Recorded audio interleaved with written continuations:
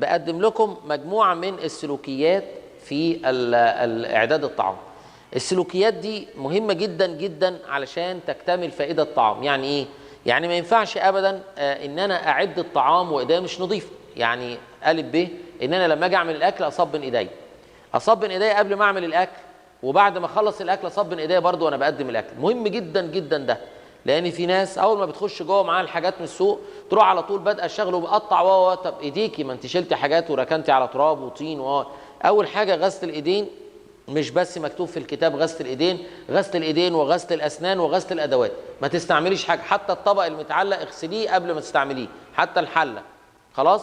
يبقى عندنا غسل الأيدي، غسل الأسنان، غسل الأدوات. أفضل الأدوات اللي بنستعملها في الطهي طبعا أهم حاجة دلوقتي العالم كله اتفق عليها اللي هي الفخار، زي بتاع زمان الطاجن، طاجن في الفرن، فخار زي القلل.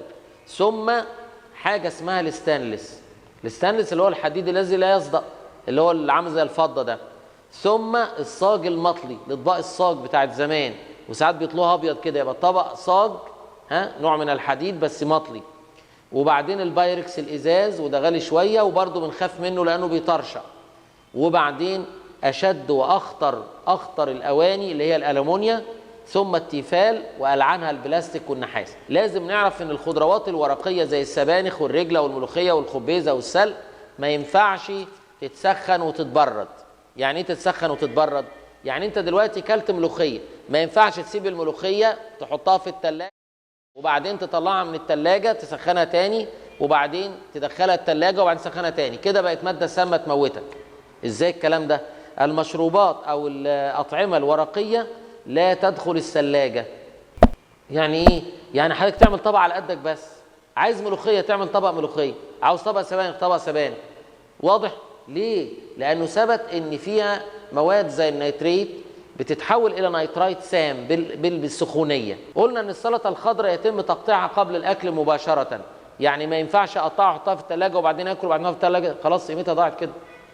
في حاجات مهمه جدا زي البروتين مفروض ان انا بحطه في الثلاجه واطلعه علشان يتعمل، ما ينفعش اطلعه من الثلاجه احطه في النار، كده غلط خالص، عملت ديد فود، طعام ميت.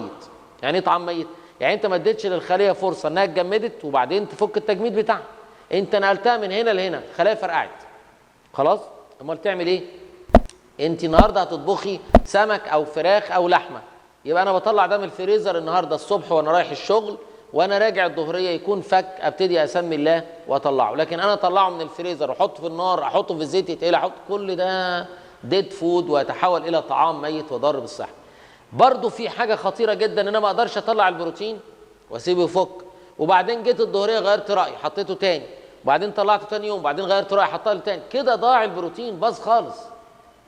انت طلعته من الثلاجه مره واحده بس حضرتك، انما اطلعه من الثلاجه يفك وبعدين احطه تاني يتبرد وبعدين اطلعه يفك كده خلاص حصل رابشر للخلايا وحصل دي ناتوريشن اوف بروتين وضاع البروتين خالص اللي انت جايبه. مهم جدا انك تبقى عارف الكلام ده، والله دي اسمها المعلومات الاساسيه في الغذاء. ان شاء الله نكمل في حلقه قادمه. شكرا لكم والسلام عليكم ورحمه الله وبركاته.